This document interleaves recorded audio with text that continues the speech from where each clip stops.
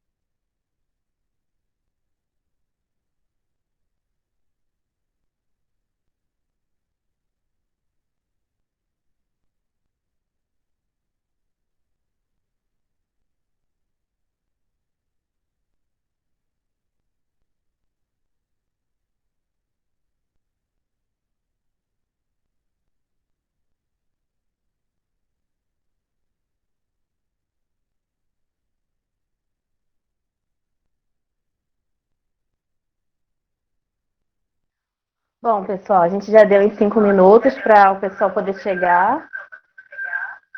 Epa, só um minutinho aqui que eu vou desligar para a microfonia.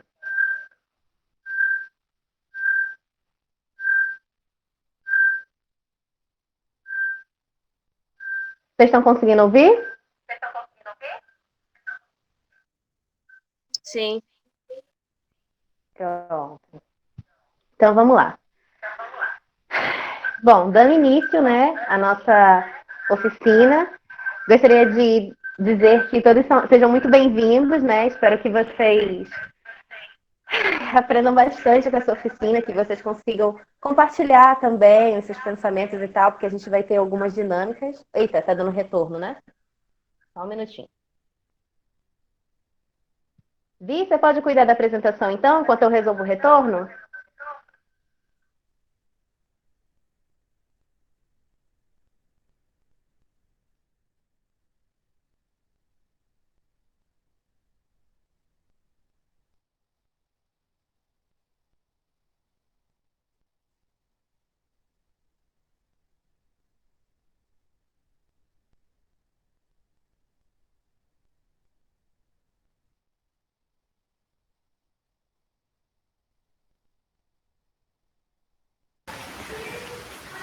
Oi, gente, bom dia. Vocês estão me ouvindo?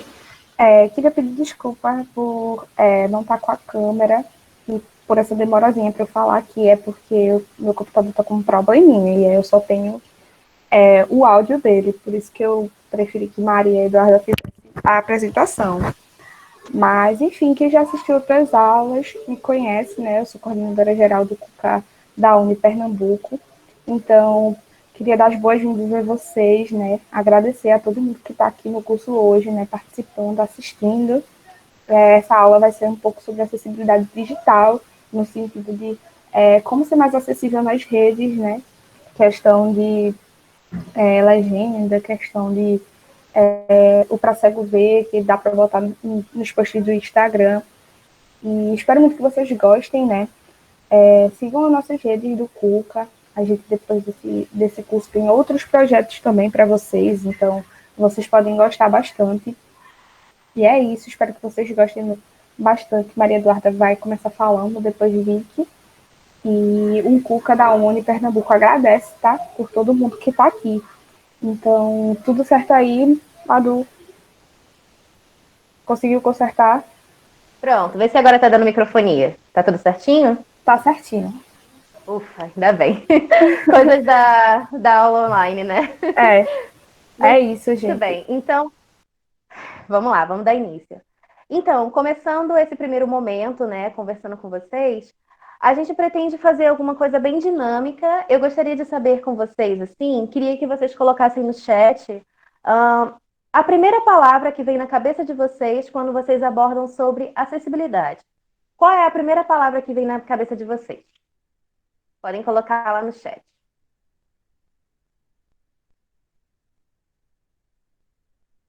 Vicky Abraão colocou inclusão. Vera colocou privilégio. Maria Eduarda colocou democratização, muito bom. Nara colocou direito. Olha, a Valéria colocou portadores de necessidades especiais. Estou achando muito interessante. Olha, equidade, muito bem. Muito interessante essas palavras que vocês trazem, porque quando a gente aborda sobre acessibilidade, né, a gente vai quebrar essas barreiras, fazendo com que não haja uma questão de superioridade entre outros, mas sim que haja esse equilíbrio, que todos possam ter acesso, né? Quando a gente fala sobre acessibilidade, inclusão, a gente quer que seja com todos e não necessariamente com uma parcela. Abordando sobre esse aspecto, eu vou começar aqui apresentando um slide para vocês, tá certo? Que a gente elaborou. E daí a gente vai abordar sobre essas temáticas, sobre acessibilidade, inclusão e as barreiras atitudinais, começando com Vitória, tá certo? Então, espero que vocês curtam e vamos lá.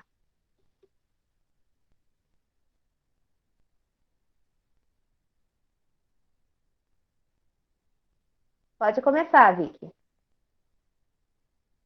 Bom dia, gente. Vocês estão me ouvindo direitinho?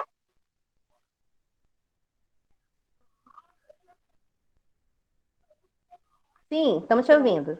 Perfeito. Meu nome é Maria Vitória, eu sou professora tiflóloga e para introduzir assim sobre inclusão, né? Acho que primeiro é bom falar sobre o que é inclusão, né? A gente vê essa palavra o tempo todo na vida da gente, inclusão para cá, inclusão para lá, mas o que seria inclusão? Inclusão, ela é o processo pelo qual os sistemas sociais comuns são tornados adequados para toda a diversidade humana, composta por etnia, por raça, língua, nacionalidade, gênero, orientação sexual, deficiência e outros atributos, com a participação das próprias pessoas na formulação e execução dessas adequações. E o que a gente entende quando a gente fala das próprias pessoas? Que não adianta ter um papelzinho, não adianta ter um formulário, não adianta ter uma plaquinha dizendo que aqui é inclusivo, que aqui a inclusão acontece, se as pessoas dessa sociedade elas não arregaçam as mangas e fazem a inclusão acontecer. Então, a inclusão ela tem 6 dimensões.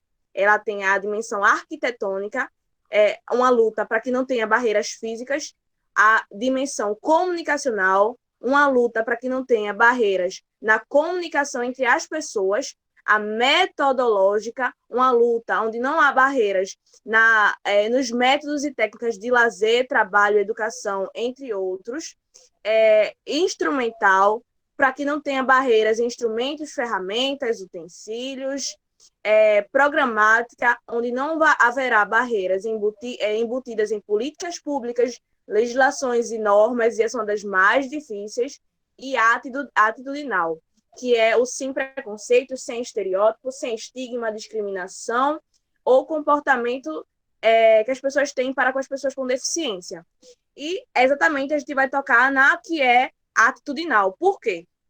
Mas vi que eu achei a mais simples, a mais fácil, quando na realidade a atitudinal ela vem por uma barreira que é assim ao longo da sociedade, porque a sociedade a gente pode perceber desde os primórdios, a gente começou a evoluir quando a gente começou a se agrupar, e essas agrupações eram de pessoas semelhantes entre si.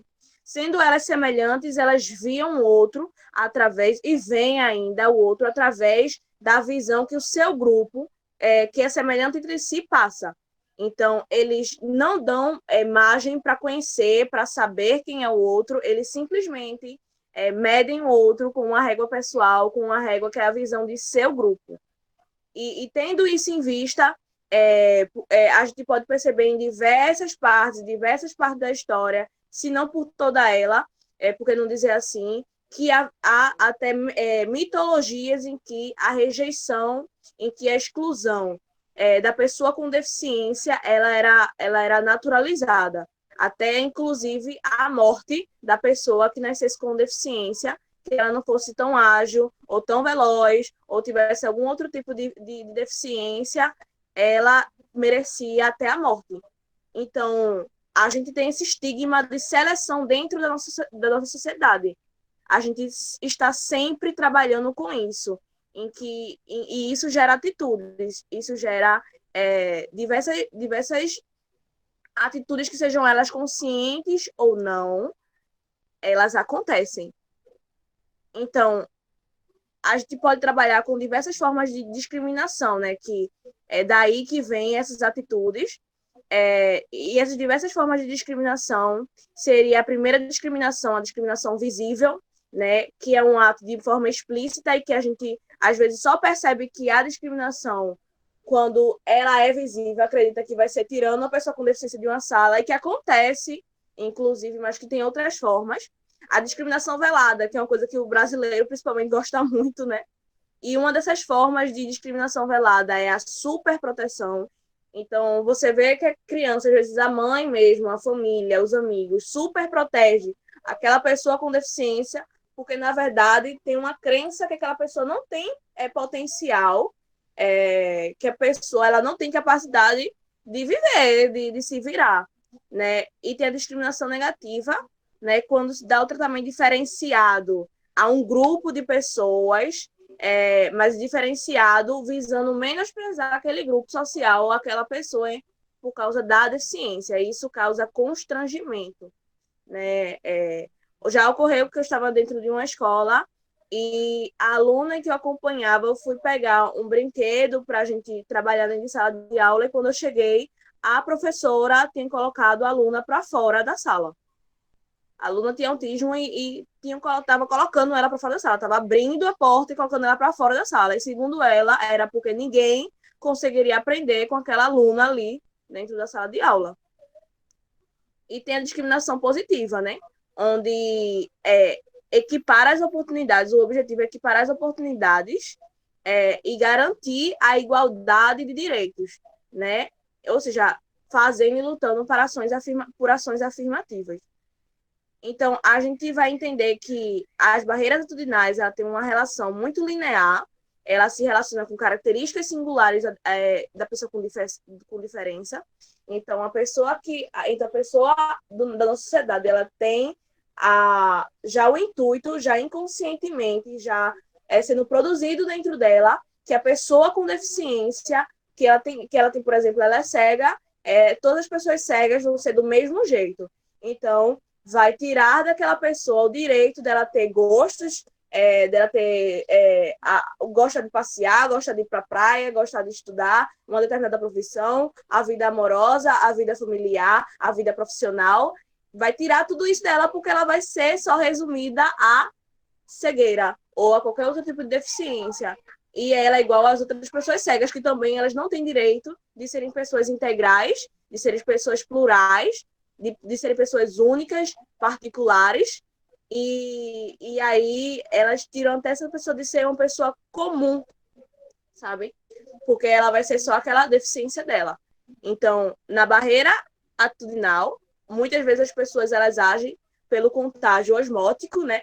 Que é o contágio pelo convívio, e aí a gente fala assim, meu Deus do céu, mas em pleno século XXI, como as pessoas podem achar que a partir do contato com a pessoa, ela vai pegar a deficiência. Na realidade, não é exatamente assim que as pessoas pensam dentro desse grupo de contágio osmótico, né?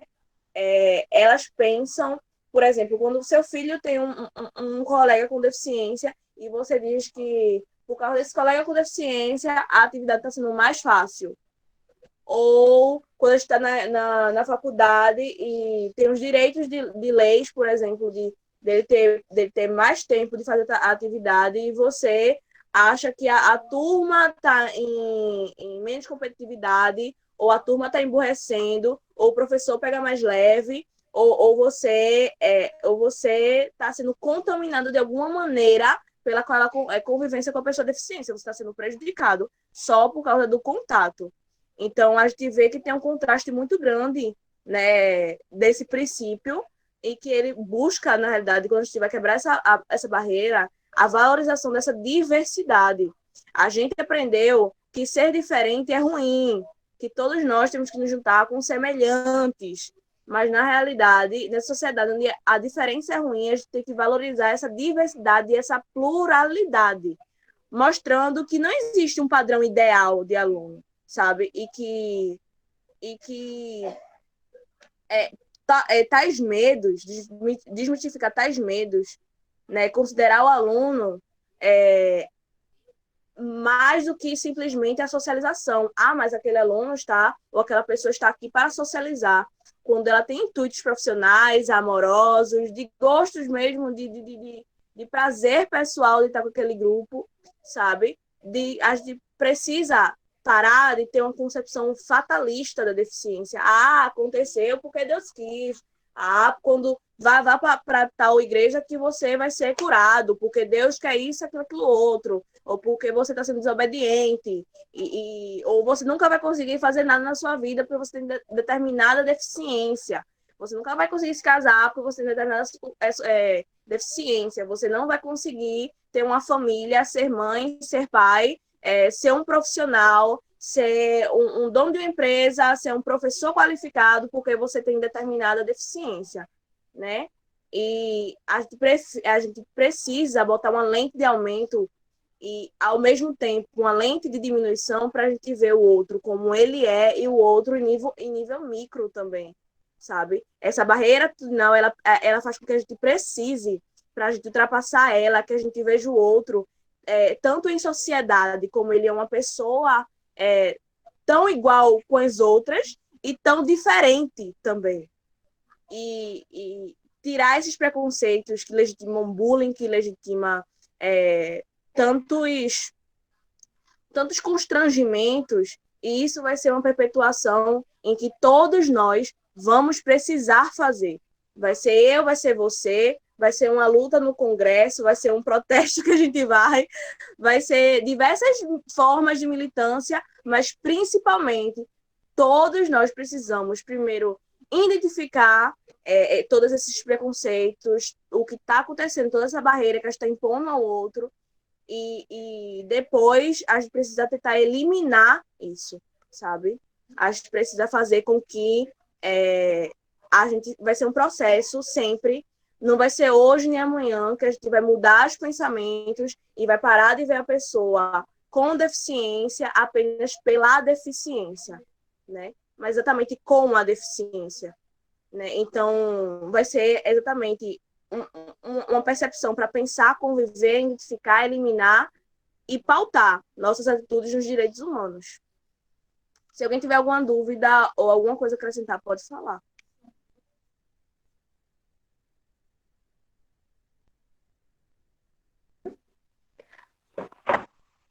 Então, gente, falando sobre a parte das dúvidas, assim que tanto eu, quanto Vitória, quanto a Sabrina e Amanda, que são as outras meninas que vão se apresentar, elas derem esse espaço, se vocês tiverem dúvidas, vocês podem fazer as perguntas que a gente vai selecionar no chat e vai respondendo para vocês ao longo da apresentação, tá certo? Daí, quem tiver alguma dúvida pode perguntar, senão a gente pode dar andamento com as apresentações, certo? Ah, sim, abordando sobre a questão da barreira atitudinal, Vi que no slide você selecionou essa imagem, né? Para poder, ao descrever essa imagem para vocês, ela se trata de uma imagem onde a gente tem duas pessoas, um homem e uma mulher, onde eles estão separados por um vão no meio e eles estão segurando um bloco. Onde esse bloco ele tem um perfeito encaixe para poder encaixar nesse vão que está no meio para poder interligá-los. E daí, Vicky, você gostaria de falar um pouquinho sobre essa imagem e o porquê da escolha quando você decidiu abordar Essa, barreiras atitudinais? essa imagem é bem dúbia, na realidade, porque ela tanto vai para encaixar e construir uma cidade melhor, uma ponte para uma sociedade melhor, como tirar aquele bloco, começar a tirar os blocos dessas barreiras atitudinais, né? Então, assim, você pode enxergar das duas formas. Você pode enxergar que nós todos precisamos encaixar as peças certas para quebrar essas barreiras, ou tirar essas peças, peças que já existem, que tirem, né?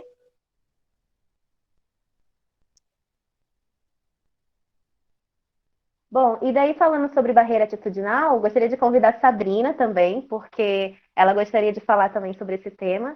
Então, Sabrina, a palavra está com você.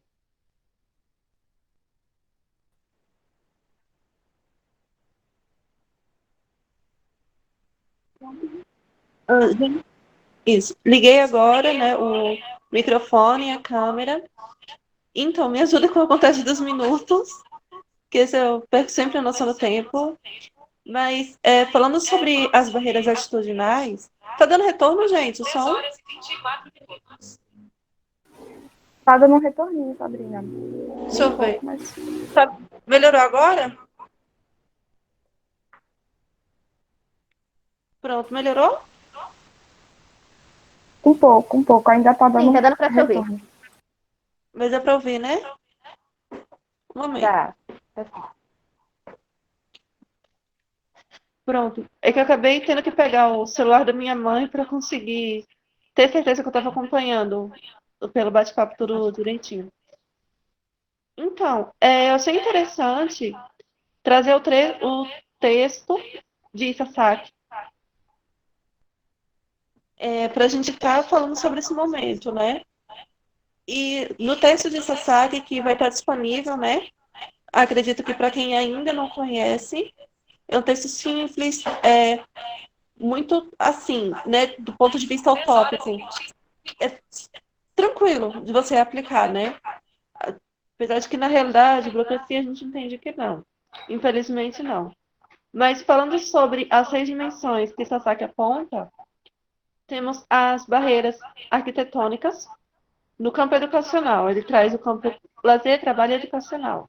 Eu vou aqui me limitar ao campo educacional devido ao tempo e o objetivo da oficina, né? E na barreira arquitetônica, Sabrina, desculpa te interromper, mas colocaram no chat que se você desligar o áudio do outro celular, vai uhum, melhorar a questão do retorno. E outra tá, coisa, virar um pouquinho mais a câmera para o seu rosto, porque ela está direcionada para o teto, ah, certo? tá bom, só um momento. Vou botar o celular aqui na mesa. Se Uhum. vocês não se importarem, eu posso desligar a câmera. Pronto, se você se sentir mais confortável, pode ser. Porque pra eu conseguir fazer cada coisa, é que a pessoa que é gulosa, né? Ela não quer ser só cega, ela quer ter deficiência física e baixa coordenação motora, é que é tudo. Deixa eu desativar a câmera para ficar mais confortável. Pronto. Tô saindo.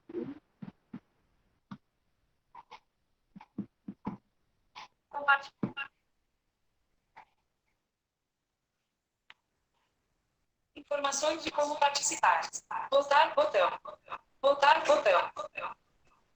Início botão. Pronto, Sabrina, a câmera desligou, agora é só você entrar com a palavra. Certo. Mas ainda tá dando retorno? Você som desativado. Tá dando. Voltar botão.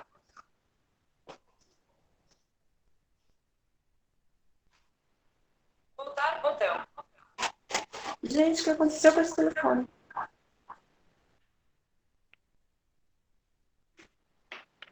Desligar botão. Desligar. Vou falar uma medida drástica aqui. Desligar. Cancelar botão. Desligar botão. Desligar o telefone. Cancelar, desligar. Desligar o telefone. Cancelar. Desligar. Chutear o monitor. Pronto.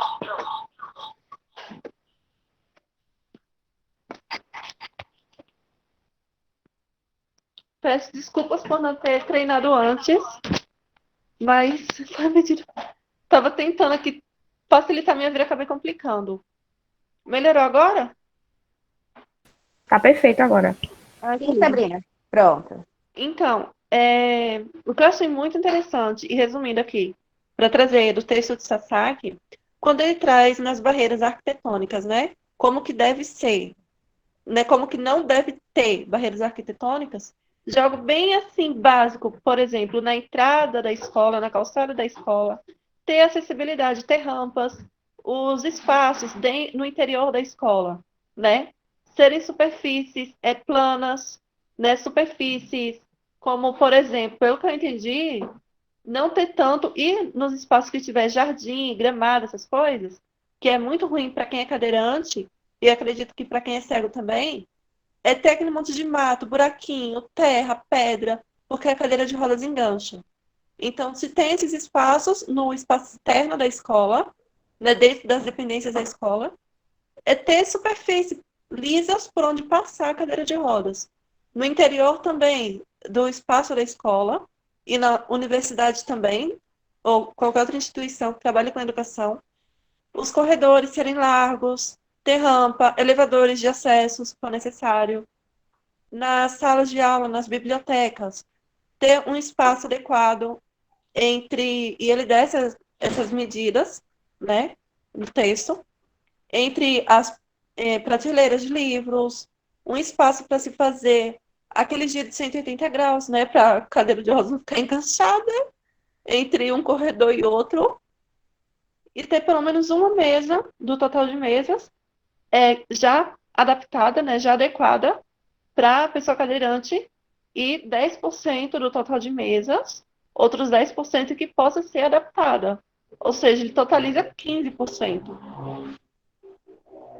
Para as pessoas com deficiência visual, ele aponta a importância de ter faixas coloridas, em alto relevo, em alto contraste. Ele não trouxe, mas acho muito interessante a gente falar sobre o piso tátil, né, para a pessoa com cegueira poder se guiar através da bengala, não precisar estar dependendo de uma pessoa ou outra para simplesmente ir para onde ela precisar ou quiser ir. Simples assim, o direito de ir e vir, né? Que é garantido na Constituição, garantido na LBI e garantido por tantos outros decretos e portarias desde 1999, né? E que veio sendo acentuado, ganhando ainda mais relevância e importância nos últimos 20 anos. Nas barreiras, deixa eu ver se eu lembro direitinho das 6. Barreira arquitetônica, barreira comunicacional, ele aponta no campo educacional como necessário, importante, o ensino de Libras, o básico, fundamental, para que haja comunicação com os alunos surdos, e ele aponta que todos os funcionários, professores, técnicos, administração, alunos, têm que fazer parte dessa inclusão. Não basta ter não é só o intérprete de Libras. É para ter a pessoa, intérprete de Libras, para auxiliar, inclusive dentro da biblioteca, para auxiliar um cego, para estar indicando onde fica as prateleiras, essas coisas. Mas que não é só essa pessoa. Toda a escola tem que receber esse treinamento. Ele aponta também a importância de se aprender o mínimo do sistema de escrita braille, que eu vou falar um pouquinho mais à frente, e do Soroban, para aprendizagem de crianças, de alunos com cegueira, e de se trabalhar letras, né, uma escrita mais específica para aqueles que têm um estilo visual diferente, creio eu, como os dilexos, né, que eu estou começando a me aprofundar fundamentalmente, teoricamente agora, de 2, 3 anos para cá. Nas barreiras comunicacional, educacional, nas barreiras metodológicas, você que aponta que é necessário, importante, usar os 15 tipos de inteligências, né? Os 15 estilos de aprendizagem, privilegiando a, a psicologia, né, das inteligências múltiplas, fazendo uma combinação dessas 8 inteligências para que o aluno com deficiência consiga ter o melhor aproveitamento possível. E nessas capacitações, não deve estar apenas o professor titular da turma daquele aluno, mas deve estar a família e todos os demais funcionários. Ele também traz as barreiras, né? A inclusão no aspecto também de instrumentos, né? E que instrumentos são esses? Por exemplo, a lanchonete, o que tiver na lanchonete, um lugar de refeição, está adaptado como talheres, torneira, pratos, mesas.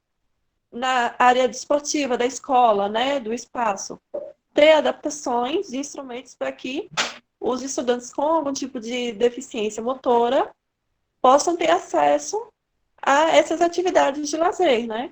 Não ter, trazendo para a prática, aquele negócio, a criança tem deficiência, vai ficar aqui quietinha, sentada, se divertindo, escutando os outros brincar. Não, é para ter adaptações voltadas para a inclusão desse aluno. E ele traz também que as escolas existentes, né, ele traz isso como legislação também, acredito, se eu me lembro bem, desde 2011, as escolas existentes, desde a escola até a universidade, têm que estarem adaptadas, têm que se adequar, né, às que existem, fazer as reformas necessárias, solicitar, né, ao MEC as reformas necessárias, e as instituições, para serem aprovadas pelo MEC, né, as instituições particulares, têm que atender esses padrões, salvo engano, desde o ano 2003, né? Então, se a gente vê que uma instituição particular não está atendendo esses padrões de acessibilidade e inclusão, é necessário, e a gente tem o total direito, de cobrar, de exigir, porque é um direito garantido e é um direito fundamental, né? De liberdade, de aprendizagem e de expressão do pensamento e do saber. E eu gostaria de encerrar convidando novamente, né, todos a lerem o texto, me perguntar, que eu sou melhor para responder do que ficar discutindo, trazendo texto. Eu gosto muito do diálogo.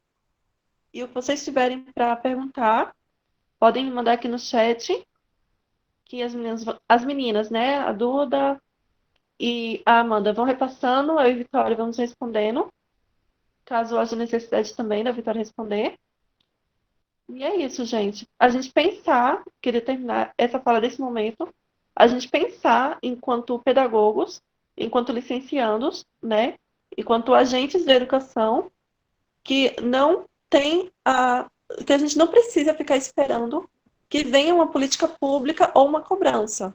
A gente tem que chegar numa escola e já olhar para a calçada e ver, peraí, aqui não tem rampa? Por que aqui não tem rampa? Essa escola foi construída quando? Qual foi a última vez que ela foi reformada? Porque não foi incluída uma rampa adequada na reforma dessa escola. Sabe? Já começar por aí, questões básicas mesmo. Porque, assim, uma coisa que eu costumo dizer sempre, de que adianta a escola do lado de dentro estar todinha adaptada se não tem uma abençoada rampa do lado de fora para o aluno cadeirante entrar? A primeira impressão que passa, eu digo isso por experiência, aqui não é lugar para você. Basicamente isso. E, né, nós, do campo da educação, não devemos aceitar isso, muito menos ver com naturalidade. Ah, quando tiver outro governo, melhor. Não. É agora. O aluno está precisando frequentar a escola agora. A criança, o jovem, o adulto, está precisando frequentar a universidade agora. Então, é para agora. A gente se move, a gente faz protesto, como o Vicky bem apontou, né? Leva nossas propostas para o Congresso, para quem for, e tem que ser resolvido, tem que começar a se pensar nisso agora. Basicamente é isso, gente.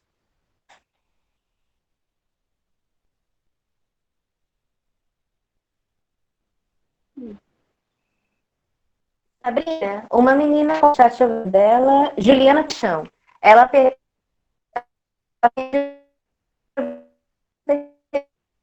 Tô cortando, Duda.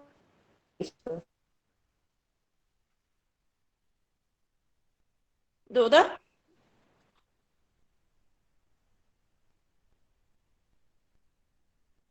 repetir. Juliana Sim. Paixão, Ai, meu Deus, você não tá me Sabrina? Ela falou no chat, ela falou Sim, no eu chat para vou você compartilhar repetir aqui o nome do também, vai ficar texto, por disponível. favor. Eu esqueci, gente, eu sou péssima para decorar o nome de texto. Eu me lembro o nome dos autores, né, que é Sasaki, o meu Sasaki. É um texto que ele traz as 6 dimensões da acessibilidade. Mas eu vou compartilhar, vai ficar disponível para vocês. Oi, Vicky? Sabrina, Sasaki, inclusão, Isso, acessibilidade no obrigada, lazer, Vicky. trabalho e educação. Mas como Sabrina falou, né? Vai estar disponível. Foi o texto que embasou tanto o meu Uhum. como a fala dela.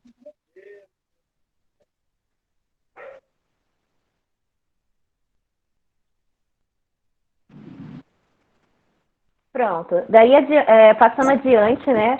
Depois que a gente abordar a questão das atitudinais, é muito importante também a gente abordar sobre a questão de que ferramentas são utilizadas para que haja a inclusão. E daí, começando sobre a questão das ferramentas, Sabrina ela vai começando aí, certo? E depois, em seguida, a gente vai ter as diversas ferramentas que a gente vai apresentando a seguir. Então, Sabrina... antes de eu passar para a próxima fase, Cláudia... Deixa eu colocar aqui. Cláudia Barroso, uma pergunta. Uhum. Ela perguntou: o que você pensa da mobilização de um auxiliar só para acompanhar uma criança com autismo, por exemplo? Isso, de certa forma, pode ser utilizado como forma de deixar a responsabilidade da educação daquela criança como responsabilidade da auxiliar? Essa é a Infelizmente, pergunta. sim. É algo muito complicado, mas isso acontece muito. Como, por exemplo, a gente tem, né, eu posso falar um pouquinho melhor sobre o acompanhamento do braillista, mas eu, particularmente, enquanto estudante, eu não acho muito adequado, porque acontece muito de, dentro da sala de aula, o professor, por não ter recebido capacitação para isso, ele coloca o acompanhante do aluno com autismo, do aluno acompanhado, como sendo o professor daquele aluno. Então, o professor titular, ele vai passar no quadro a tarefinha para as crianças, mas o professor daquele aluno vai ter que pensar em uma tarefinha para aquele aluno, semelhante ou totalmente diferente do que está sendo proposto para as outras crianças. Então, o professor, sabe, tem muito esse preconceito. Por isso que eu acredito que Sasaki aponta que todos, dentro do campo da escola, incluindo família, devem estar incluídos nessa capacitação do aproveitamento das inteligências múltiplas, dos 15 estilos de aprendizagem, para quebrar esse preconceito, que infelizmente acontece muito. Acho necessário, se realmente o professor não tiver, no caso do autismo, né, dando conta em questão de auxiliar a criança a conter se a criança tiver, por exemplo, numa crise, num momento muito agressivo, alguma coisa assim. Caso o professor titular não esteja dando conta. Não é caso o professor titular não queira lidar com aquele aluno. Que uma coisa bem diferente que as pessoas acham é: não, eu não me especializei para trabalhar com autismo, então essa criança não pode ficar aqui na sala, tem que ter um professor só para ele. Não, isso aí é preconceito, é discriminação. No meu entendimento é isso. Agora, realmente, se aquele professor não tiver de fato dando conta, aí eu acredito que possa ser necessário, possa ser válido. Mas, assim, são coisas como eu estou falando, acredito, não tenho um embasamento teórico, uma fundamentação para ter mais certeza disso ou não. Sabrina, aproveitando essa pergunta, é muito interessante a gente falar, porque o papel do acompanhante pedagógico é justamente auxiliar Tranquilo, é o talkback aqui falando. nessa ponte entre professor e aluno. Uhum. Ah, certo. E daí, assim, um grande problema que acontece nas instituições é que tem muitas vezes que tem professores que passam essa responsabilidade para o acompanhante pedagógico. Sendo que é muito importante que, principalmente, os profissionais de educação, eles tenham essa consciência de que o papel do acompanhante pedagógico é auxiliar e não assumir o papel, entende? Sim, Então, e por isso que é muito importante trazer essa temática dentro da questão de barreira atitudinal, porque é justamente essas atitudes que precisam ser combatidas. Quando a gente aborda sobre educação, no Brasil é um tema muito complicado de se abordar, porque a profissão de professor é muito banalizada. Por exemplo, quando você vai procurar, quando você está com algum problema de saúde, você geralmente procura um médico especialista para isso. Agora, por que quando a gente aborda sobre a questão do papel do professor, tão importante para a formação dos alunos, essa busca, esse respeito à sua formação, ele não é dado, entende? Então, é muito importante que a gente tenha essa questão de ter a consciência de que o professor, ele sim, ele tem o seu papel dentro de sala de aula, o acompanhante pedagógico, ele tem o seu papel, e daí por isso que, como Vitória e Sabrina trouxeram nas falas delas, a inclusão, ela não é algo que vai partir apenas do aluno com deficiência, ou da família, ou da escola. É um trabalho mútuo, um trabalho conjunto. Então, é muito importante que haja essa comunicação entre aluno, professor, escola, família, para que assim a inclusão seja garantida e se evite coisas como essa situação que Cláudia muito atenciosamente trouxe para a gente, né? Daí, passando para a próxima parte, Sabrina, você pode começar abordando sobre o Braille? sim, o meu queridinho, né? Então, Uhum, seu querido, vamos lá. gente, como o tempo aqui é muitíssimo curto, eu escolhi por dar um enfoque maior à história do sistema de escrita Braille, né? Porque, né, meu pressuposto para isso é que se dá, hoje em dia eu vejo muito isso, de que o sistema de escrita Braille é algo que vem das pessoas videntes, né? Do topo da pirâmide, lá do seu professor, para ensinar a criança naquele, ou a pessoa, adulto, jovem, naquele sistema de escrita que é diferente do tinta, porque ele é diferente. Porque ele está sendo punido com aquela leitura tão complicada que os outros coleguinhas, as outras pessoas com visão, não vão ter acesso. Ele está sendo punido com aquilo. Sendo que, do meu ponto de vista, não. E se questiona, eu vejo, infelizmente, inclusive, dentro do espaço do ensino superior, né? Professores com doutorado, pós-doutorado, questionando a eficácia e se é válido mesmo o sistema de escrita Braille.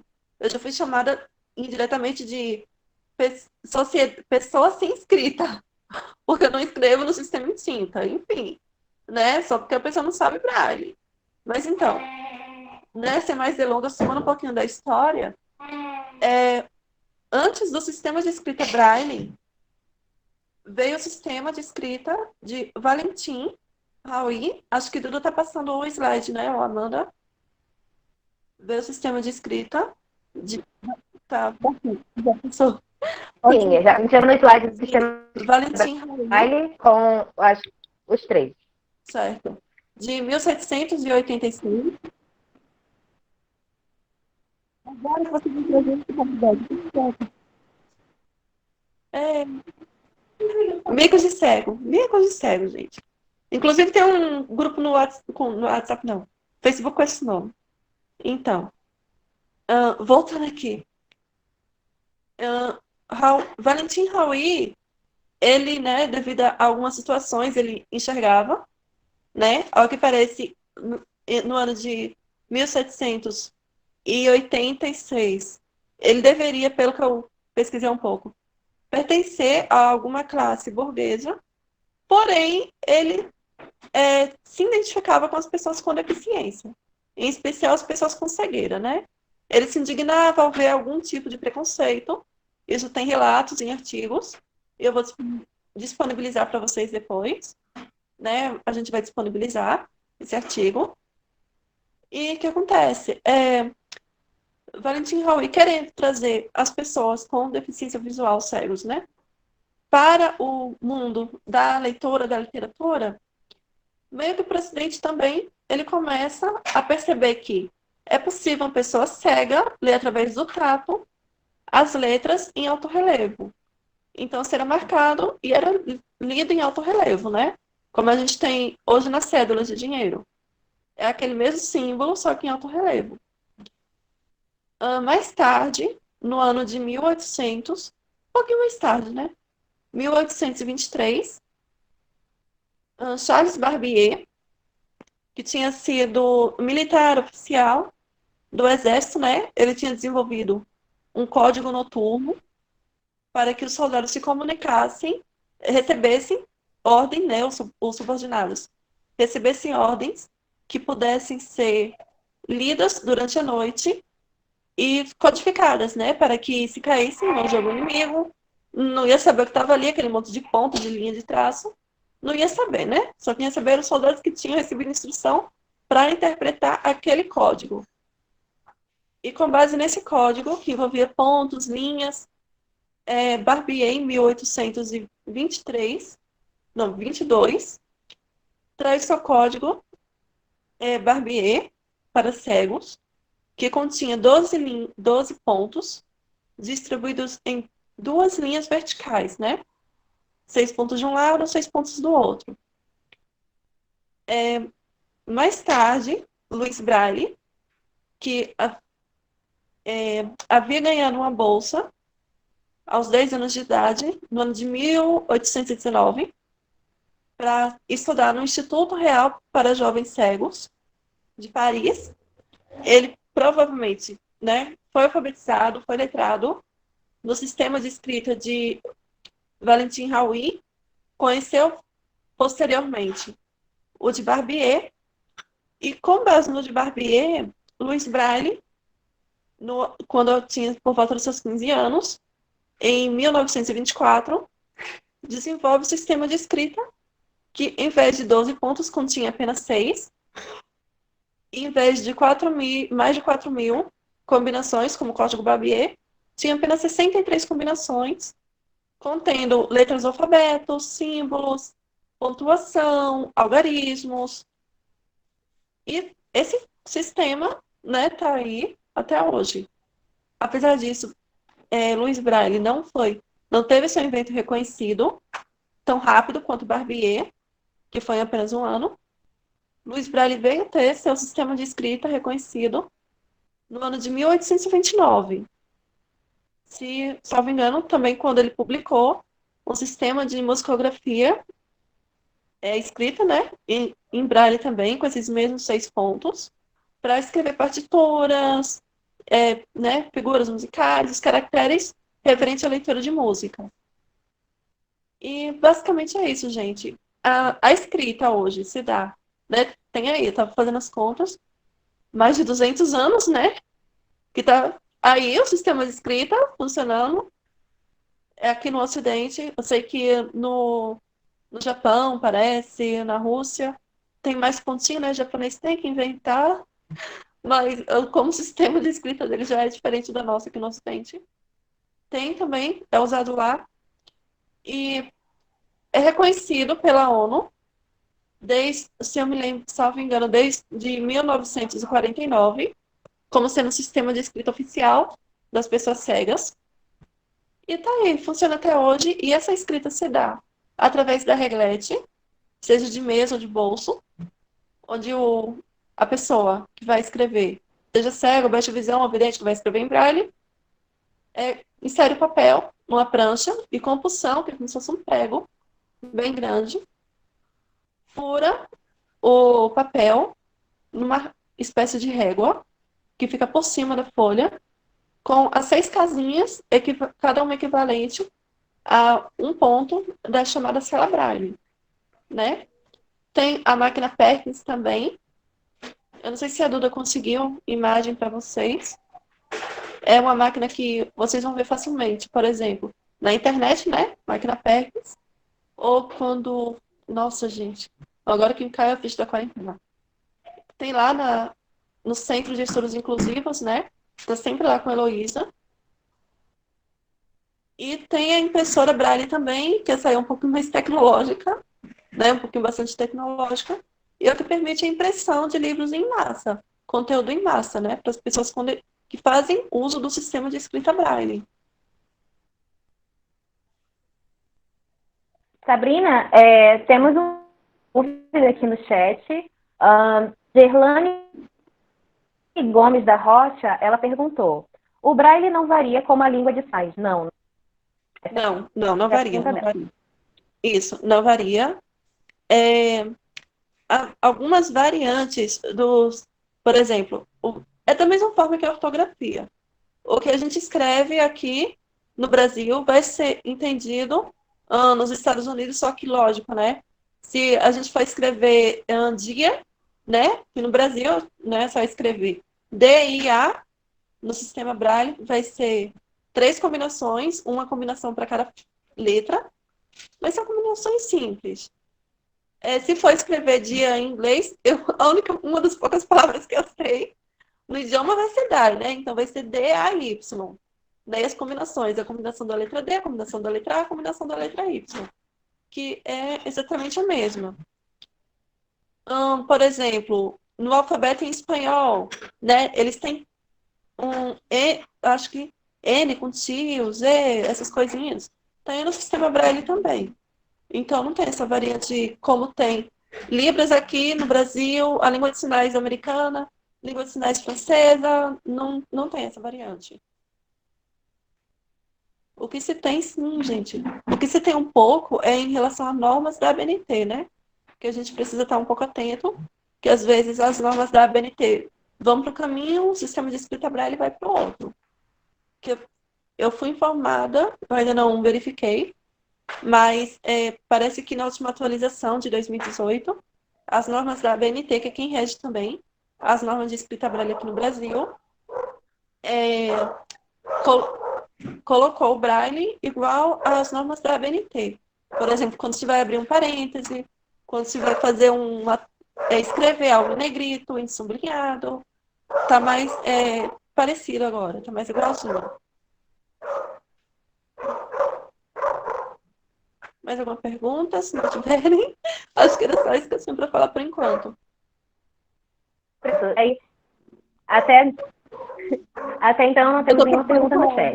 Então vamos passar para o próximo bloco, né? Que a gente está falando sobre. Não, mas a gente vai conseguir, vai dar tudo certo. Então, passando para o próximo bloco, a gente vai falar sobre outra garantia de acessibilidade, que é a ledoria e audiodescrição. Eu vou passar para vocês agora um trechinho do episódio da Turma da Mônica, tá certo? Onde esse episódio, ele contém audiodescrição. Porque nada melhor do que para você entender sobre a audiodescrição, você ver uma, né? Então, vamos ter esse exemplo agora. Deixa eu colocar aqui para vocês verem. Deixa eu abrir, vamos ver. Vocês me dizem se está saindo o áudio, tá? Qualquer coisa, se não tiver, eu ligo aqui o... Tá sim, tá sim.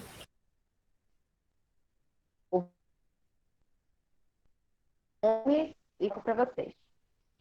Tá saindo, né? Pronto. Vou colocar aqui no onde ele está. E a gente assiste. Só um minutinho.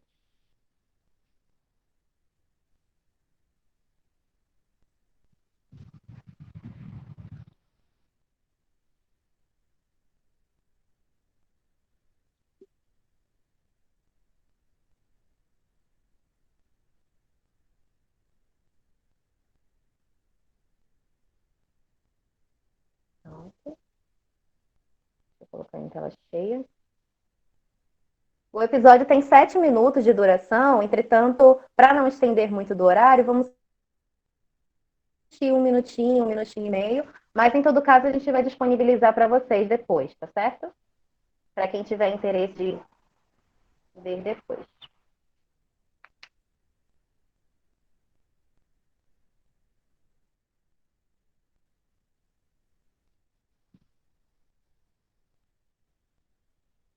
Tá aparecendo aí para vocês? Tá aparecendo, só não sei se tá rodando. Certo, tá carregando aqui.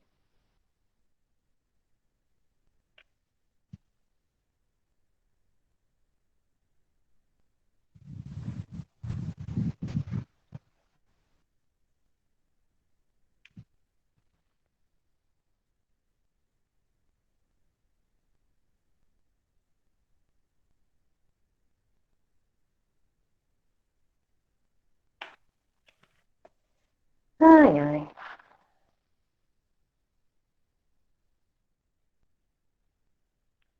Bom, acho que não vai ter jeito, porque do jeito que tá indo aqui, tá demorando para carregar.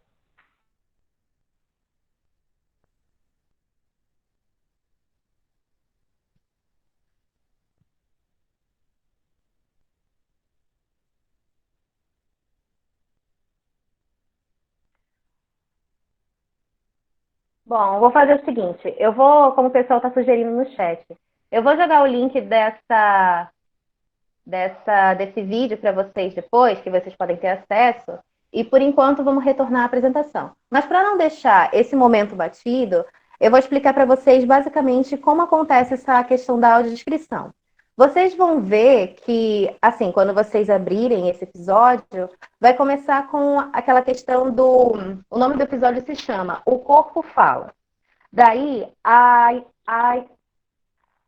da... Isso, da Turma da Mônica. Daí começa com a apresentação, né? Tá a Mônica e a Magali, elas estão jogando amarelinha. Daí começa com a descrição da Mônica. A Mônica tá lá, ela pega a pedrinha e joga bem forte a pedrinha. Sendo que nisso ela joga tão forte, que a pedrinha vai parar lá fora da terra e depois volta e cai em um número específico para ela poder andar.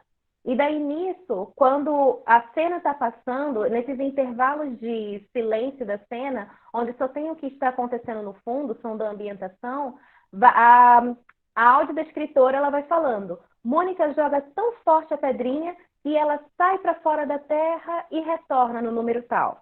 E daí vai apresentando o sonzinho da Mônica pulando em cada parte da amarelinha e chegando em determinado número. E daí, em seguida, começa um diálogo entre a Mônica e a Magali, onde a orelha esquerda dela, se eu não me engane, ela começa a ficar quente. E daí ela fala, ai, ai, Magali, a minha orelha esquerda está quente. E daí a audiodescritora fala, Mônica, passa a mão em sua orelha esquerda. E daí passa para a fala da Magali. Eita, Mônica, não sei o quê, quando a orelha esquerda da gente está queimando, significa que fulano está falando bem da gente. Aí depois vai se desenrolando a cena, vai se desenrolando até chegar no final do episódio. Depois vocês dão uma olhadinha porque é muito interessante. E daí, algumas sacadas da audiodescrição que a gente pode perceber. Deixa eu colocar aqui na apresentação de novo. Algumas sacadas da audiodescrição que a gente tem que perceber é que eu vou trazer aqui 5 tópicos para vocês sobre a audiodescrição. O primeiro que a gente pode observar no vídeo é a questão de você ter a sensibilidade de quando você vai começar a fazer essa audiodescrição. Tem determinados filmes, principalmente quando eles não estão traduzidos, em que você tem que lidar tanto com a legenda que está acontecendo, quanto também com a cena que está se desenrolando. Então, o audiodescritor, ele tem que ter essa sensibilidade de saber quando vai entrar. E daí, passando para o próximo tópico, é a questão do timing. Você saber o timing da audiodescrição. Ou seja, se em determinado momento você sabe que vai ter um intervalo, e inclusive esse é um outro tópico, que é a questão da preparação, você tem que se preparar de preferência, assistir o filme antes, e daí você já vai ter uma noção de quando iniciar esse timing. E daí, quando tem esse tempo de você audiodescrever, a gente já passa para o próximo ponto, que é sobre descrições sucintas. Por exemplo, na questão da Turma da Mônica, se a gente fosse parar para descrever com muitos detalhes o que acontece na cena onde Mônica joga a pedrinha, digamos que eu comece. Mônica que tem um cabelo preto dividido aqui na lateral esquerda, com um vestido vermelho e um dente saliente, ela joga a pedrinha de cor marrom e não sei o que vai parar no universo, onde aparece planeta tal, tal e tal. Nisso, se vocês repararem, eu já levei muito tempo para poder fazer essa audiodescrição. E já se desenrolou parte da cena. Então, quando a gente trabalha com audiodescrição, tem que entender que tem esse respeito do time, tem a questão da preparação, a sensibilidade e você também fazer uma descrição sucinta. E outro ponto sobre a audiodescrição, e esse é o ponto principal, é você saber para quem você está audiodescrevendo. Eu atualmente faço pedagogia, estou no 3º período junto com Sabrina, e daí um ponto importante, que é muito importante, que é válido saber, é que quando você vai audiodescrever para alguém que tenha deficiência visual, você tem que saber Como se dá aquela audiodescrição para a pessoa? Por exemplo, Sabrina, ela já teve a visão, ela tem as suas referências, tanto de cor, quanto de tom de pele, quanto de objetos. Então, nisso eu posso descrever determinados objetos e determinadas cores que Sabrina vai conseguir ter essa memória visual. Agora, quando a gente trabalha com pessoas que não têm essa memória visual, daí a gente tem que entender como é que funciona essa dinâmica com ela. E daí, por isso que é importante ressaltar esses 5 pontos. A sensibilidade, em seguida, o preparo, terceiro, respeitar o time, descrições sucintas e também se informar para quem você está descrevendo. E já passando para o tópico da ledoria, quando a gente vai ser ledor, ler parece ser algo muito simples, né? Você vai lendo, acho que todo mundo durante a sua experiência de universitário, né? Quem nunca leu no ônibus, leu em determinado lugar que era meio barulhento e tal, então tá ali lendo, tem que ler. Agora, quando a gente vai trabalhar com ledoria, é uma questão que envolve muito mais cuidado. Por quê? Primeiro, também vou ressaltar 4 tópicos de ledoria. A primeira questão é que você tem que ter uma leitura fluida. Se você for ler, você tem que entender que certos maneirismos, trejeitos, gírias, essas têm de ser evitadas para que o comprometimento da compreensão do texto não seja abalado. E daí, outro ponto também, que já se conecta com isso, é a questão da informação do texto. Porque, assim, tem certos momentos em que, no caso da minha leitura pessoal, que eu sei que tem ali a referência em determinado parênteses, eu já sei quem é o autor e tal, beleza, aí eu pulo. Sendo que quando eu estou realizando o trabalho de ledoria, é importante saber que aquele conteúdo, por mais que talvez eu não considere válido ler, mas é importante que a pessoa que vai ter esse acesso, ela tenha acesso do conteúdo todo. Isso inclui introdução, autor do texto, bibliografia, referências, notas. É importante que não se exclua nenhuma informação, certo? E daí, já passando para o próximo tópico, que é saber, novamente, a questão de você se informar com quem você está transmitindo esse trabalho. Porque, por exemplo, em uma determinada experiência comigo e com Sabrina estava se preparando para realizar um trabalho onde ela tinha que saber quais eram os nomes dos autores para ela conseguir escrever corretamente. E daí, eu tive, como tem os autores, como a gente viu, Bourdieu, Durkheim, esses nomes assim, que fica, meu Deus do céu, como é que se escreve? Então, é importante que a gente se informe com o aluno, você gostaria que eu fizesse tal coisa? Essa ledoria, você gostaria que destacasse o quê? A bibliografia, você gostaria que fizesse um áudio separado? Então, são esses pontos que são importantes destacar também. Você se informar com quem você está trabalhando, certo? Para que essa leitura ela seja de fato proveitosa e que possa ser utilizada pelo aluno da devida maneira. E, por fim, a questão da clareza, que você tem que ser claro na sua leitura, você tem que ter uma boa leitura para poder... E importante isso, a questão do preparo, né?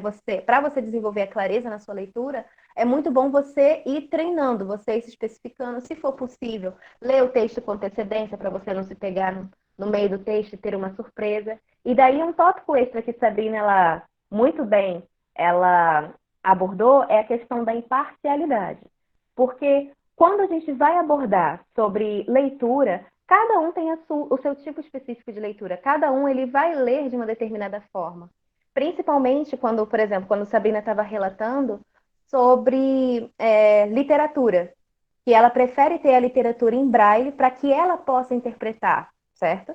E a gente vai ter aquela emoção, aquele sentimento, mas quando não se é possível, né, é importante que o ledor ele tenha essa consciência de ser imparcial na sua leitura. Ele ler com clareza, ele ter essa sensibilidade, se informar com o aluno, para que essa leitura ela seja de fato proveitosa para ele, certo? Se por acaso vocês tiverem alguma dúvida, podem colocar no chat, não tem problema. E agora, passando para o próximo tópico, né? Que a gente já está se encaminhando para o final, a gente vai falar sobre as tecnologias assistivas. E daí eu passo a palavra para a Amanda, que ela vai coordenar essa parte, certo? E qualquer dúvida, se vocês tiverem, pode deixar que a gente vai anotando e vai respondendo no final. Amanda, a palavra está com você. A câmera tá ok? Vocês estão me vendo direitinho aí? Sim. Sim.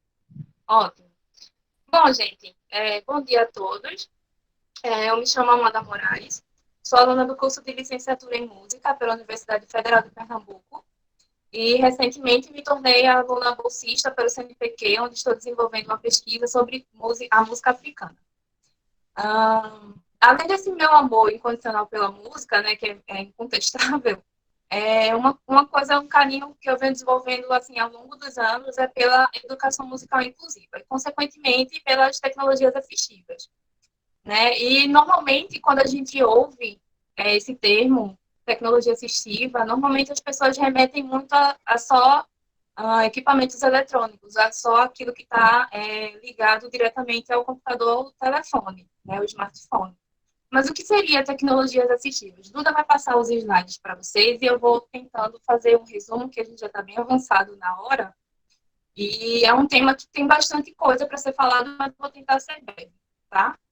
Então, o que seria tecnologia assistiva? Né? É um termo que agrupa dispositivos, técnicas e processos que provém assistência e reabilitação, proporcionando melhorias na qualidade de vida da pessoa com deficiência. Ou seja, tudo aquilo que pode trazer a melhoria no meu âmbito educacional, acadêmico, pessoal, social, né? Aquelas ferramentas que vão me dar uma maior autonomia, né? Para que serve? Né? Como já foi falado, justamente para promover essa maior independência. Por exemplo, uma pessoa que não conseguia usar um smartphone por causa da perda visual, deixa eu só falar que eu tenho cegueira total, tá? Eu perdi minha visão totalmente aos 6 anos de idade. E para mim já foi apresentado um smartphone, quando eu peguei o primeiro, né, ali na adolescência, já me foi apresentado com uma tecnologia assistiva, né? No caso, um leitor de tela. Mas, por exemplo, uma pessoa que enxergou até determinada idade, sei lá, até a adolescência, e na fase adulta perdeu a visão.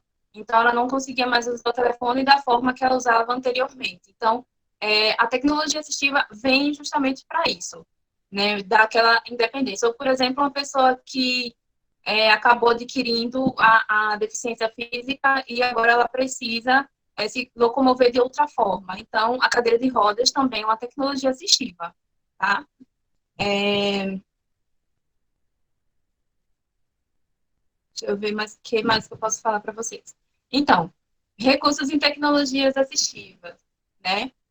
São todo e qualquer item, equipamento ou parte dele fabricado em série ou sob demanda. O que acontece? Quando eu estava fazendo algumas pesquisas, eu vi um artigo onde falava que as pessoas às vezes confundem um pouquinho tecnologia assistiva com tecnologia adaptativa. Quando a gente fala sobre demanda, a gente está falando de tecnologia adaptativa, tá? É uma pessoa que ela precisa de determinado item, determinado produto. Então, junto com o pessoal de, por exemplo, profissionais de terapia ocupacional, engenheiros, vai ser desenvolvido alguma coisa para aquela pessoa ter autonomia, ganhar de volta a sua independência. Então, vai ser feito especificamente para a necessidade daquela pessoa. Então, isso é tecnologia adaptativa.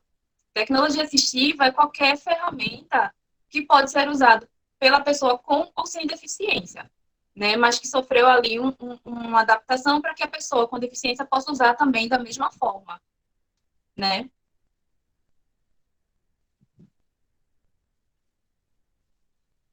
Vamos lá. Alguns recursos. Duda, eu vou pedir para você passar direto para onde tem ferramentas, tá? Porque o tempo está bem... Eu queria focar mais aqui nas ferramentas. Então, gente, quando a gente fala em ferramentas de tecnologia assistiva, eu, particularmente, como usuária, né, então eu tenho mais domínio para falar sobre ferramentas para pessoas com deficiência visual. E eu também percebo que é mais falado realmente para pessoas com deficiência visual. Eu não percebo as pessoas falando tanto, por exemplo, para as outras deficiências, o que eu acho um erro, porque também existe, né? Mas o que é que a gente vai ter, por exemplo, ferramentas de assistência de tecnologia assistiva no âmbito para pessoa com deficiência visual? A gente vai ter leitores de tela, né? No computador a gente pode citar como leitores de tela, a gente tem o NVDA, que é justamente o que eu estou usando aqui. Duda está passando o slide, mas eu estou lendo pelo meu computador, né? E outra ferramenta. Então a gente tem, como leitor de tela no computador, a gente vai ter o NVDA, que é uma ferramenta gratuita, a gente vai ter o JAWS, o Virtual Vision, entre outros. Tem o próprio narrador do Windows, que hoje em dia ele sofreu várias alterações. No início era bem ruimzinho, mas hoje em dia apresenta uma qualidade muito boa. Não é o meu favorito ainda, mas ele está ficando cada dia melhor, né? Ampliadores de tela, que no caso é para a pessoa que tem baixa visão. Então, o Windows também já tem essa função. Você ativa a lupa e ela consegue ler tudo que está sendo apresentado na tela do computador, né? Com contraste e com a letra maior. Lupas eletrônicas. Essas lupas eletrônicas, eu tenho uma amiga que ela utiliza, a gente tem vários modelos. O que ela utiliza, por exemplo, um monitor, vem uma telinha, como se fosse a tela de um computador, e junto com ele vem um mouse bem maior, assim, e ela vai focando, né, no livro, ali passando o mouse no livro, e ele vai fazendo o escaneamento e jogando aquilo para a tela de forma ampliada para que ela consiga ler o livro. É bem legal. É um pouco caro aqui no Brasil, não sei como é que está agora, infelizmente, né? Impressoras Braille, né? Também é uma tecnologia assistiva. Outra que é caríssima, infelizmente. Eu acho que é o sonho de qualquer pessoa com deficiência visual é ter uma impressora Braille em casa, mas infelizmente é um equipamento bem caro, por volta de 30 mil reais. Então, assim, caro para você adquirir, caro manutenção e caro conserto, caso quebre, né? Então, infelizmente, ainda não é tão acessível a impressora Braille, apesar de ser uma mão na roda para qualquer pessoa, principalmente quando a gente está no ensino superior, que a gente precisa ler muita coisa. Teclado com letras ampliadas. Esse também é para quem é baixa visão, né? As letras são colocadas de forma maiores no teclado para que a pessoa consiga digitalizar e visualizar ali o teclado tranquilamente. Na área de deficiência auditiva, a gente vai ter o aparelho auditivo, né? Claro, né? Tem pessoas que ainda têm um resíduo, então elas utilizam do aparelho para ter essa independência maior. Dispositivo de assistência auditiva, telefone amplificado, comunicação aumentativa e alternativa. Gente, eu tenho um artigo de onde eu retirei essas informações. São 2 artigos. Então, se alguém quiser depois, eu vou deixar meu e-mail no chat. E quem quiser depois, me manda um e-mail que eu envio esses artigos, tá? Eu estou falando de forma bem rapidinha. Deficiência cognitiva, auxiliares de memória, software educacional, enfim. Então, é isso, gente. E a gente, quando fala em tecnologia assistiva, a gente começa, assim, a pensar só que como eu já falei, um software ou um hardware, alguma coisa do tipo. Mas, por exemplo, a minha bengala, que tá aqui do lado, minha bengala é uma ferramenta de tecnologia assistiva. A cadeira de rodas, no andador, é uma tecnologia assistiva. Né? Tudo que vem trazer melhoria na vida da pessoa com deficiência é uma tecnologia assistiva. Né?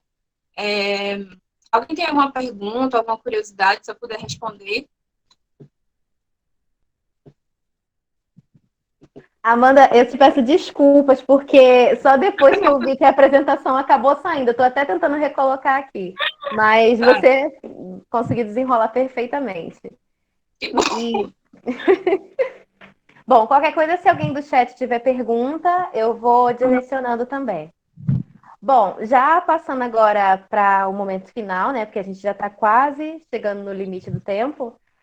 Gostaria de passar a... olha, veio uma pergunta. Ó.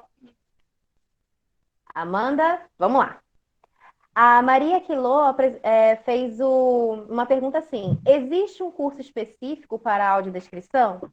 Então, você gostaria de falar sobre isso, Amanda, já que você está mais ligada dentro desse mundo? Existe na PEC. Inclusive, eles estavam com inscrições abertas. Eu não sei se já encerrou, mas na PEC existe curso de autodescrição. Eu não sei se existe no CAP também, mas o que eu estou com mais contato, assim, que eu sei que tem, que eles oferecem esse curso, é muito legal, é o da PEC. Uhum. Amanda, veio uma outra pergunta para você, que é da Gerlane Gomes. Ela perguntou: como a UFPE oferece essas tecnologias? Tem alguma política de inclusão? Tem, né? Tem, assim, a gente sabe que tem a LBI, né? Infelizmente, inclusive, a gente falava semana passada com uma professora do Departamento de Música justamente disso, porque é linda a LBI, mas na hora de colocar em prática, eles meio que não dão assim, um guia para os professores e para as instituições de como isso vai ser feito. Mas, assim, dentro da UFPE, hoje em dia, existem várias políticas, né? A gente tem o núcleo de acessibilidade e apoia a gente nessas questões, né? Então, a gente está sempre assistindo. Existe o SEI, que é onde a Heloísa trabalha, que a Sabrina comentou. O SEI fica dentro do centro de educação, então, assim, ajuda muito quando a gente precisa, por exemplo, imprimir o material, lá tem a impressora Braille. Existe o LEMEI também, que é o Laboratório de Educação Musical Especial e Inclusiva, que fica dentro do Centro de Artes e Comunicação, que também tem impressora Braille. E, enfim, assim, existem várias. Eu sei que agora existe está com um projeto muito legal de pesquisa, né, dentro que se chama Incluir o UFPE. Então, assim, políticas dentro da UFPE estão surgindo várias, existem várias. Ainda bem. Bom, qualquer coisa, se o pessoal tiver mais perguntas, a gente vai colocando. Eu passo agora a palavra para a Vitória, que ela gostaria de falar um pouquinho sobre essa questão da LBI, e daí trazer também para a nossa conclusão, né? A finalização dessa reunião que a gente está tendo hoje aqui com o pessoal. Então, Vitória, a palavra está com você.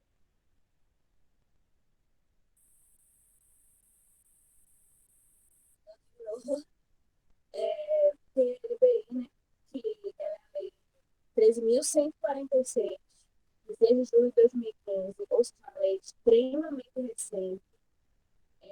E ela, na realidade, ela serve para assegurar e promover as condições e os direitos da pessoa com deficiência, visando a inclusão e cidadania. É muito interessante porque no artigo 205 da Constituição de 88, fala sobre acesso à educação, questão universal, né? Universidade de acesso à educação, né? Para realmente promover a cidadania e a igualdade. E em outros pontos da Constituição fala que somos iguais, né? Fala dos direitos fundamentais, porém não acontece isso. Então foi necessário criar esse regimento, essa lei, justamente para a inclusão, né?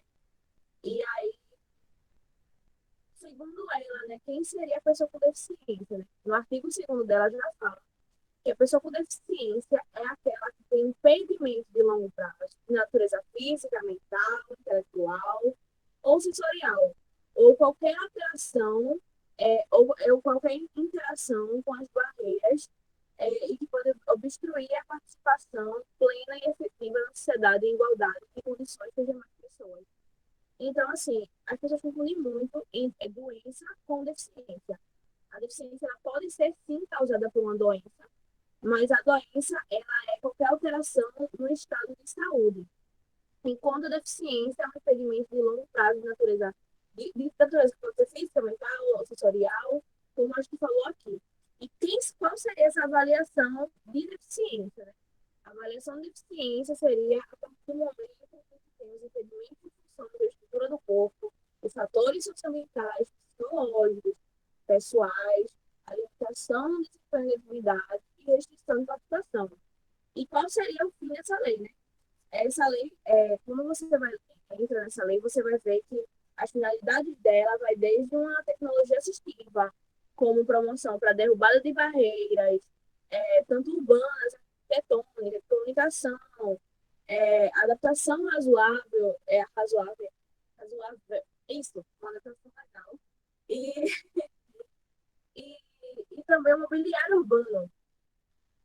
Só que, assim, a gente sabe que acontece isso, né? E muitas vezes a gente espera que algumas pessoas, que sejam judiciários, que sejam juízes, que sejam qualquer parte, que tá melhor o som. Tá um pouquinho como se tivesse abafado. Tá dando pra ouvir direito, gente? Ah, deu uma melhorada, mas depois voltou. Aí vai dar certo. Então, assim, a gente tem que ficar esperando sempre que um juiz ou qualquer outra pessoa denuncie, quando na realidade, quando a gente, enquanto sociedade, percebe que não está sendo cumprida esta lei com o nosso colega de sala, com o vizinho ou qualquer outra pessoa, que a gente sabe que não está sendo cumprida esta lei, a gente precisa denunciar. É interessante que hoje a gente está falando de políticas assistivas e eu e Sabrina, a gente faz o Praceco Verde, diretor acadêmico de pedagogia. E como é algo que é tão simples e que implica no direito do outro de enxergar. Porque, na realidade, a pessoa que cega, as pessoas acham que ela não enxerga. Ela tem uma maneira diferente de ver o mundo, mas ela enxerga. A pessoa que é surda é como se ela não tivesse língua, como se ela não falasse, quando, na realidade, ela tem outras maneiras de expressão. E a partir dessas militâncias e do nosso papel civil de cidadão que a gente começa a mudar essa estrutura. Como foi colocado no início, né? É um dever da gente, de todos nós, enquanto cidadãos, assegurar que em todos os locais exista essa inclusão. Isso seja na escola, isso seja na universidade, isso seja em qualquer outro lugar. Um dos pontos foi que ano passado teve a eleição para o DCE da Federal, e foi uma luta do diretório colocar as cédulas em braille, porque a pessoa, uma colega queria votar em braille. E é um direito dela não precisar de outra pessoa, ou não querer que outra pessoa auxilie. Se ela quiser que outra pessoa auxilie, também é um direito dela, mas é um direito dela essa autonomia de votar do jeito que ela quer e com a língua dela, que é o braille. E foi uma luta para fazer a cédula em braille, para que ela voltasse, e não chegou a tempo, infelizmente.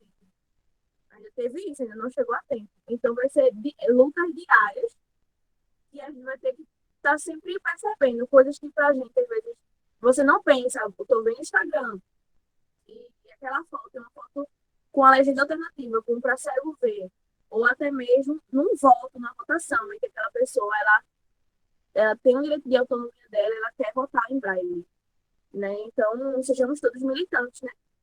De inclusão.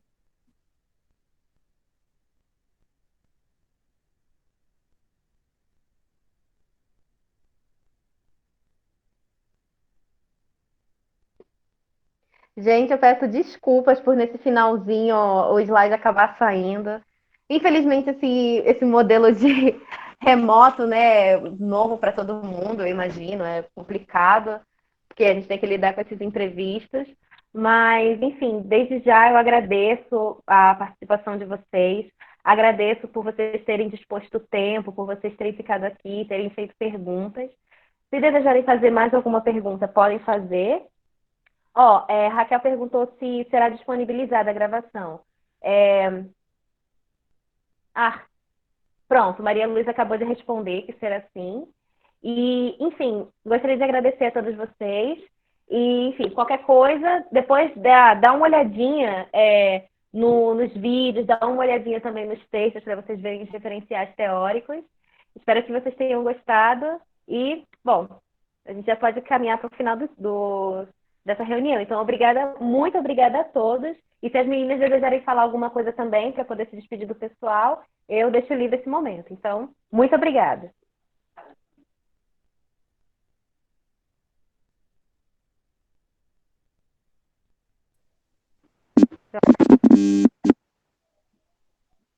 Oi, gente. Como ninguém falou, vou falar que eu tô pelo perfil da Malu, né?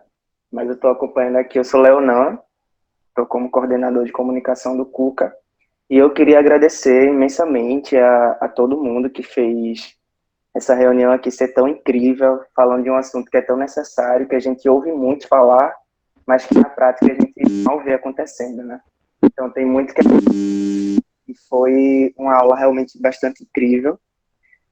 Os materiais, eles vão ser disponibilizados tanto por e-mail como no grupo, também os links, os materiais que foram falados aqui. E a gravação da aula, ela está sendo disponibilizada no canal do YouTube do Cuca Nacional. Então, a gente está fazendo aí toda a adequação dos vídeos, das aulas, para poder ir postando lá. A primeira aula já está disponível, inclusive, no primeiro sábado. E é isso, queria agradecer realmente imensamente também a todo mundo, né, que está aqui até agora, sábado de manhã, durante a pandemia. Eu sei que é bem complicado. E quem não assinou a lista de presença, não fez lá, preencher o formulário de presença, façam isso, que é bem importante para a gente conseguir ter esse controle e mandar os certificados para vocês. E queria dizer também que às 14 horas a gente tem a nossa última aula, né, que é sobre podcasts. Então também é uma aula bastante interessante, que é um material que vem crescendo bastante mundo afora. Então é isso. Aguardo vocês às 14 e muito obrigado novamente.